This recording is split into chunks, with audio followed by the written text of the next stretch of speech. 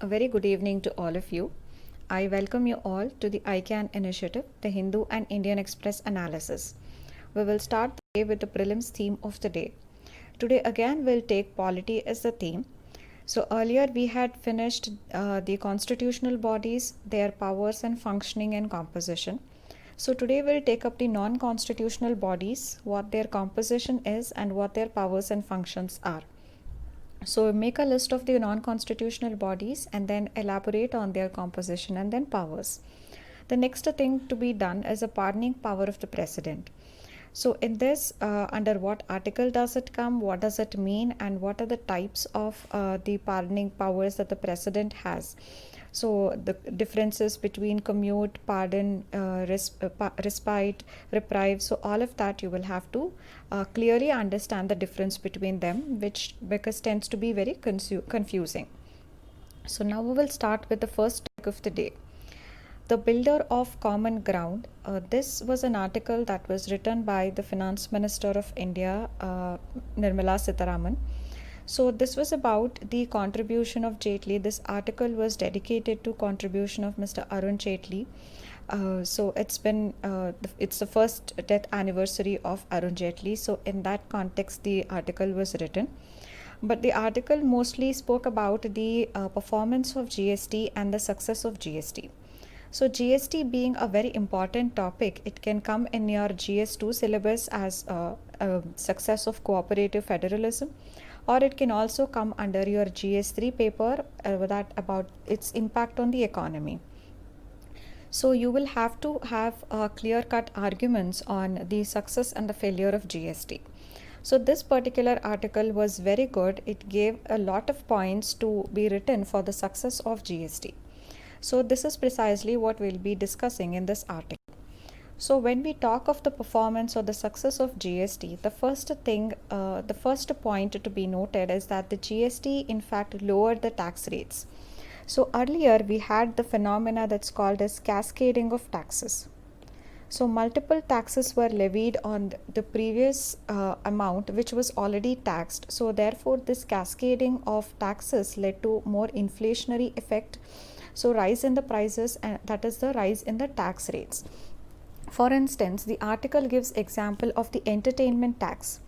So this entertainment tax, it was being levied at even 35% in some states, and it was up to 110% in the other states. So the cascading effect has the effect of having higher tax rates in India. But what the GST did was it helped curb this cascading tendency by introducing one nation, one tax, and thereby it lowered the tax rates. In fact, when we talk of GST, GST was introduced with the sole motive of providing one country with one tax. So it subsumed several state laws and central laws. In fact, the GST subsumed nearly 17 different taxes and also nearly 13 different cesses. So thereby, by subsuming so many different taxes, it simplified the overall indirect tax administration, and it became more simple for the people to file their returns and to be part of the tax net. So the compliance burden of the business is reduced, and thereby it improved their ease of doing business. So this was the impact that the GST has had. So when we talk of lowering the tax rates, you have to talk about this concept of cascading, which was removed by the GST, and thereby it has lowered the tax rates. So this article goes on to give several examples.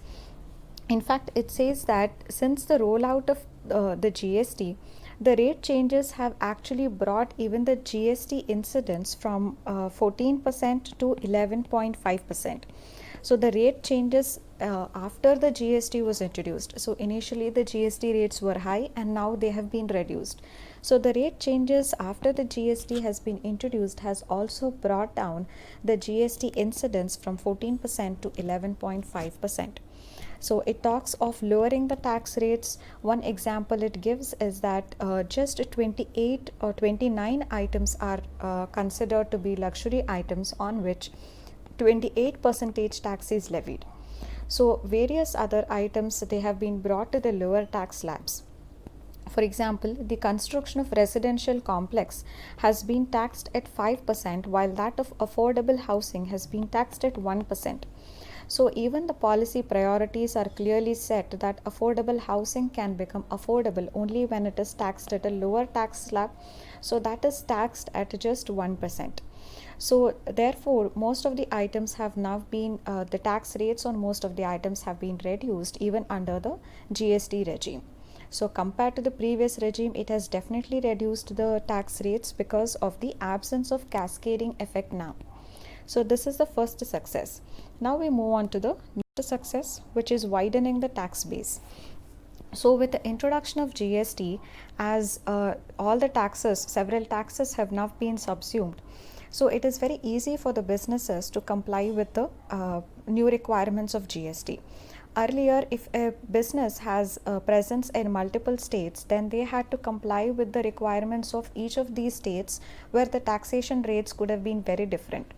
But now with one tax, one nation, one tax, this has led to widening the tax base because the businesses feel it is very easy to comply with the GST requirements. So today nearly 1.2 crore GST assessees are there. And if you compare it to the pre-GST era, it was 65 lakh. So there were 65 lakh GST assessees when the GST regime was introduced, but now there are 1.2 crore GST assessees. So it shows how more and more number of taxpayers are coming under the indirect tax net, that is under the GST net. So this is again a symbol of which shows the success of GST. Next is the average revenue collection that has increased. So even under the GST regime, the average revenue collection has increased. So if we talk of the financial year 2017-18, the average revenue that was collected per month for a 9-month period in this particular year was 89,700 crore. And if we compare this with the average revenue that was collected in 2019 and 20, this average revenue per month was nearly 1,02,000 crore. So therefore there has been an increase in the revenue collection, the average revenue collection per month in the span of an year. So therefore the revenue collection has also improved, and the article says that this revenue collection has improved even in spite of giving so many concessions and rate reductions. In spite of all that, the revenue collection has improved. The fourth advantage is the simplification that this has given to the small businesses. So the small businesses, first of all, many of them are kept out of the GST. So those businesses who have an annual turnover of up to 40 lakh, they are also exempt from GST. And for those manufacturing units whose annual turnover is less than 1.5 crore, they can opt to come under the composition scheme. So the composition scheme means that they will not have to maintain any of their balance sheets or anything, their accounts. They will not have to get it audited. They will not have to show their businesses, this was the income, this was the outgoing or outflow. So they don't have to show anything. But if their annual turnover is less than 1.5 crores, and if they decide to be voluntarily part of this composition scheme, they will simply pay 1% tax on their annual turnover, which should be less than 1.5 crore, and in return they don't have to show any compliance. They don't have to get show that their firm was audited. So nothing of these compliance burden is there on the small businesses. So if their annual turnover is less than 1.5 crore, they will just have to pay 1% tax on that turnover, and that's it. So now even the service providers can also come under this composition scheme by paying a flat tax of 6%. So in return, they will not have to bear the compliance burden. So this is another advantage. The fifth is the technology-driven nature of the GST platform. So all the returns are filed online, and GST basically is an IT-enabled platform. So even accounting, the billing, all software is provided, and whenever a person needs to start a new business and he or she needs to come under the tax net, then that registration is also completely online. So even when the GST is paid and somebody has to get a refund, that is also processed automatically, that is also completely automated.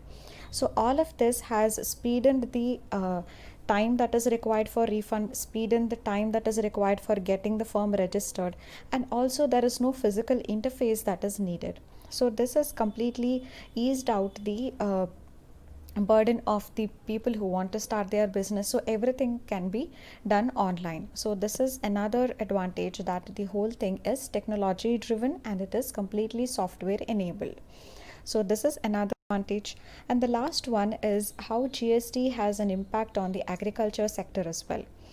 So GST has always had the rates set such that it doesn't adversely impact the agriculture. So if you talk of the agricultural inputs, which could be the fertilizers, or if you talk of the mixed farming, if you talk of the cattle or poultry feeds, so they are all kept at zero rate. They are all zero rated. And all the agricultural produce like vegetables, fruits, definitely they are exempt from GST. Even the dairy products like milk, curd, etc., all of these are also exempt from GST. Even the minor forest produce, which includes the lac, all of that are also exempt from GST. So even if we talk of the sericulture, the raw silk, wool, and jute fiber, everything is nil rated. So this shows how the GST regime has been designed, which is in consonance with the priority or the importance of the sector. So for the agricultural sector also requires some services, whether it is a service of the labor, whether it is a renting or leasing of some agricultural machinery, whether it is utilizing the infrastructure like the ripening chambers, the packaging and labeling, all of that has also been exempt from GST. So it shows how the GST regime has also been in accordance with the priorities of our economy. That is, it has been in the nature such that it is protecting the agricultural sector by keeping most of the agriculture related inputs and outputs at nil rate, and they have been exempt from GST. So all of this are very can form a very good part of your answer when you're explaining the success of GST. So this itself as a whole you can reproduce in your answer, so that will show that you have supportive data also for each of the merit that you're talking about of GST. So now we'll move on to the next topic, which is related to the food security issues. So in this editorial, the state of food security and nutrition in the world report has been released. So this is talking about the prevalence of food insecurity, not just in India but across the world. So now we'll have to understand what this report has to say about India. Even in one of our previous videos, we have already seen that this report has been released and what it said about the world. So why it is important for India is because India has this target of Sustainable Development Goal 2.1 target, and the target under SDG 2.1 is to end hunger and also to ensure food security. So therefore, this target 2.1 aims at ending hunger and ending food insecurity. So India wants to achieve this target, and that is why it is important for us to take note of the observations of this particular report. So let's understand the two important observations that is made by this report. So the first thing is that the food insecurity in India has increased. In fact, if we compare the two time periods of 2014 and 2019, between these 2 years, the food insecurity prevalence in India has increased by 3.8 percentage points between these 2 years. And by 2019, in 6.2 crore more people were food insecure in India than they were in 2014. So in 2014, X number of people were food insecure, and in 2019, it was X plus 6.2 crore people in India were food insecure. That is, the number of food insecure had increased by 6.2 crores between this time period. So this is the first observation, that the food insecurity has increased in India. This can also be a part of your prelims question, where it says that such and such a report has been released. The state of food security and nutrition in the world report has been released. So which of the following observations of the report are true? So first it says that food insecurity has decreased. So it will be a wrong statement because food insecurity has increased. The second important observation made by this particular report is that India's share in the number of food insecure in the world has also increased. So India accounted for 22% of the global burden of food insecurity, and this is the highest for any country in the world, and this data is for 2017 to 2019. So in this period, India accounted for 22% of the global burden of food insecurity, which is the highest for any country in the world.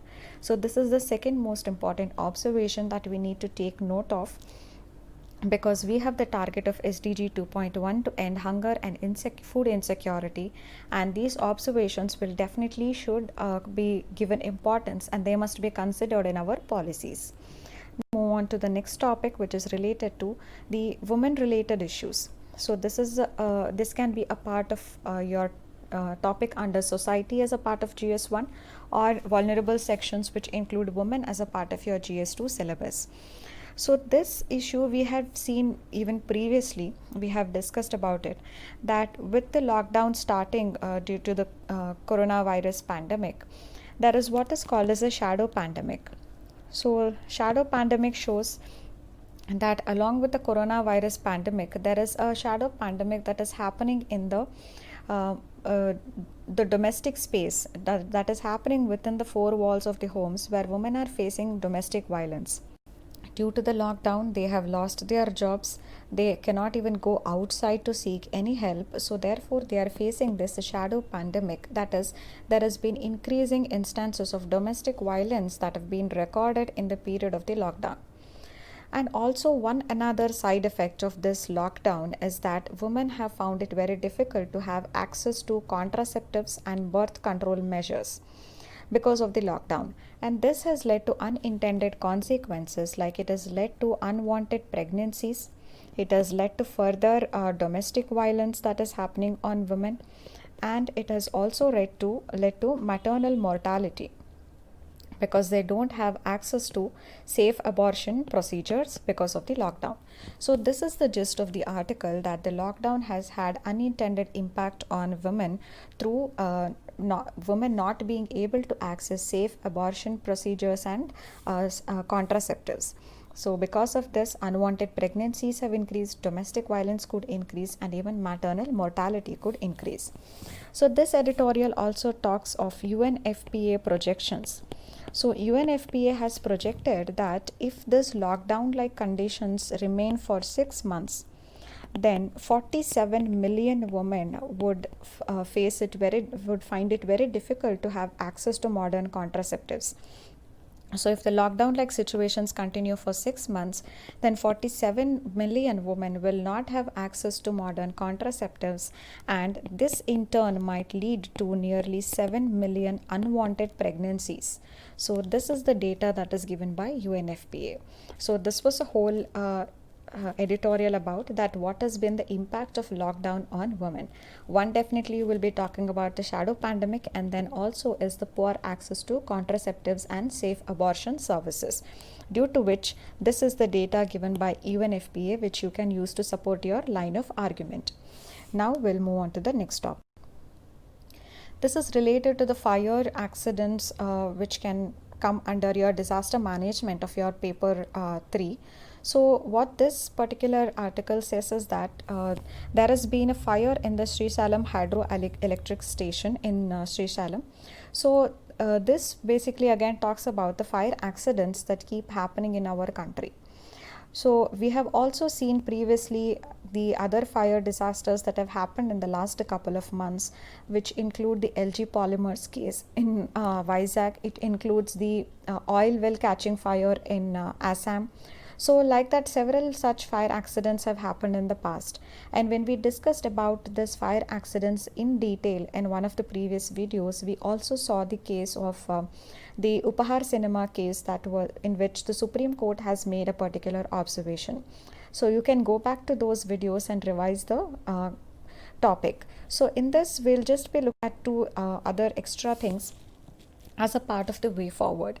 So there are these IEEE standards. So these standards, they provide some norms which must be followed if the building has to be fireproof. So that safety code is laid down by these IEEE standards. So they are for protecting the building from fire, which includes ventilation, and this ventilation should be portable.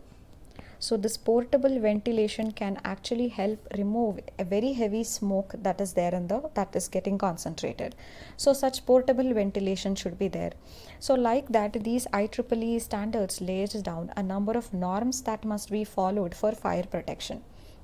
So it is very important that these norms are followed. The second important thing to consider is the materials which are used for construction. So whenever we are using materials in construction, it's very important to use what are called as fire retardant materials. So those materials should be such that they don't catch fire easily. So such materials must be used in the construction, particularly of buildings where it has a tendency of catching fire. So such material selection is very important. The materials selected must be the fire retardant materials. So apart from this, there must be vertical escape routes, like for instance the staircases, so that the people who are trapped there can also easily escape through these vertical escape routes. So these are some of the things. For instance, another example is the alarm systems. So all of these form part of what is called as a safety codes, whether it is a vertical escape routes using staircase, or alarm systems, or using the fire retardant materials, using portable ventilation. All of these form what is called part of what are called as the safety codes, and these safety codes must be laid down properly and specifically, unambiguously, and they must be followed and complied with without fail. So for us, it is very important to ensure that these safety codes are followed. The reason being, in 2018 itself, the number of deaths due to such fire accidents have been more than 12,700 in the year. So this is a huge number, and in fact it is double the number that is caused by the forces of nature according to the NCRB data. So according to NCRB, this is the data for 2018, and this makes it all the more important for us to comply with these safety codes and ensure that all the buildings, they follow these safety codes, so that we can prevent such fire hazards and disasters. So this was about the topic. These were the other articles that were not important from the exam point of view. So next is, so now we'll see the prelims question from current events. So this particular word, kangaroo mother care, has been in news. So what is this about? What is kangaroo mother care? You have to come out with the details of this particular word. So that's it today. Thank you. And one more thing, as I wasn't keeping well, today I have covered the newspaper of Monday itself. So from now on, we will go that day itself, we will be covering that day's newspaper. So we have to cover Thursdays and Fridays newspaper still, which I will be doing on tomorrow and day after, combining one each day. So tomorrow we'll be doing Tuesday and Saturday maybe, and on Wednesday we'll be doing along with Wednesday, Friday. So we'll finish the backlog like that. So today we have covered the Monday's newspaper, that is today's newspaper. Thank you. And also I had told once before that I'll be sharing the prelims strategy with you all. So with 40 days remaining, I have shared with you exactly how I would have I used to do during my prelims. So I have shared that strategy on my blog, csedecoded.blogspot.com. So you can check out that strategy on my blog. So that's it for today. Thank you.